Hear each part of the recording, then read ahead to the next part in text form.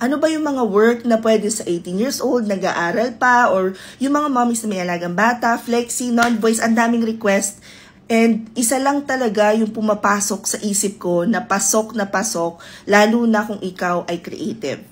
And that is video editing. If you spend hours upon hours na nanonood ng videos dito sa TikTok or sa Reels, sa Instagram, sa Facebook, or mahilig ka mag-scroll sa social media, and you just realize that perhaps this is something that I really want to do for a living as well. Meaning, pagkakakitaan mo yung paggamit ng social media, then this video is for you. Hi, my name is Mary. I post easy to follow daily tasks that you can do to start your freelancing journey. Every day nagpo-post ako ng mga bagong videos sa pwede nyo sundan na some sort of roadmap kung gusto nyo na maging freelancer, virtual assistant, or gusto nyo na mag-work from home gamit ang computer at internet. Kung mahilig kayong manood ng videos and feeling ninyo this is a hobby that you can turn into parang passion project, but at the same time, alam mo sa sarili mo na you could turn it into business, then maybe this is a service na pwede mong i-offer as a freelancer. A lot of times we think kapag sinabing video editor, kailangan may experience ka kagad dyan, kailangan may portfolio ka. Guys, walang nagsimula na maging freelancer na may experience na kaagad. You have to start somewhere.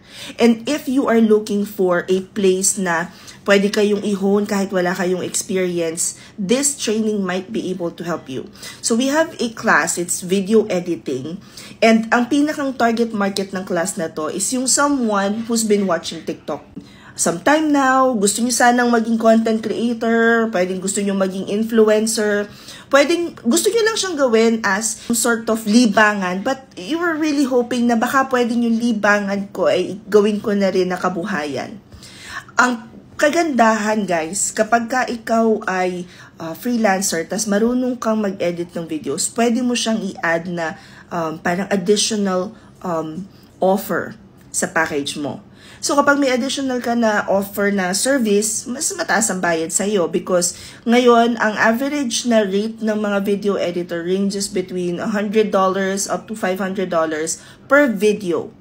So if one video takes about, siguro mga 10-minute video, I would say it takes about, yung pinakang simpleng edit, 1 hour. But if you can get paid $50 for that, hindi na rin masama. Ang pinakang challenge dito, if you will be applying as a video editor, is kailangan meron kayong showcase na project na ginawa ninyo for a client.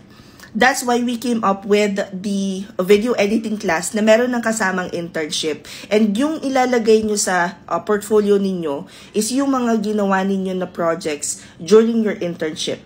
Ang portfolio, guys, you have to remember kapag nasa creatives ka, it's very important that you have a portfolio that will show clients ano nga ba yung magiging journey ko as your client if I choose to hire you. Or if I choose to work with you, ano yung magiging feeling? And part of that would be to show them exactly what you can do with their videos.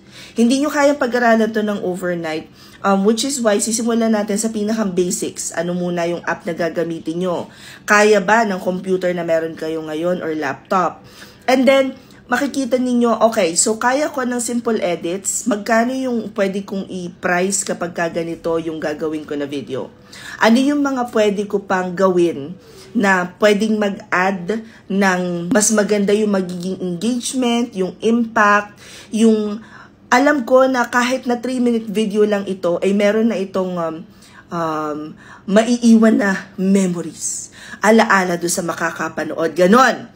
If you guys are interested to join our video editing class, mag-start na po kami mag-accept ng enrollments ngayon kasi ito yung class namin na may internship. It's only 999 pesos. 8 hours yung class. Live session siya. I-record din yung live session na yun para yung iba na kailangang ulitin or balikan kung ano nga ba yung ginawa. Or may mga tao na talagang kailangan paulit-ulit na magpapanoorin yung recording. So, yun yung purpose nun. After that, you guys will have 2 weeks of internship. Maggagawa kayo ng mga videos para sa iba't ibang clients. So, it's either local or international. The most important thing is, meron na kayong pagpapraktisan. If you guys are interested to enroll, i-click nyo lang tong link na to sa profile ko.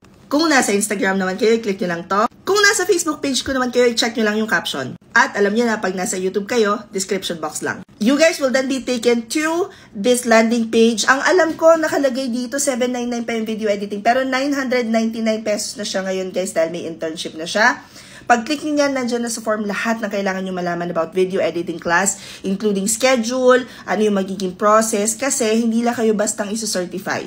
Meron kayong live session, meron kayong 2 weeks na internship, meron kayong application book, meron kayong mock interview, meron kayong final activity, saka pa lang namin ipoprovide yung certificate ninyo. Ito yung isa sa mga class namin na nililimit talaga namin kasi si JV, yung trainer natin dito, siya talaga is very hands-on siya. Iisa-isahin nga kayong tanongin na install mo na ba, anong itsura dyan sa end mo.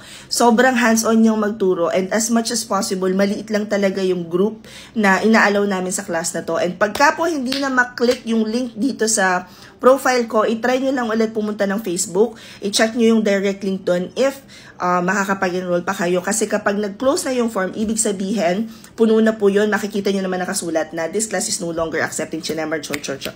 Anyway, comment any questions you guys have about working from home, follow for more work from Home Chismis. Bye!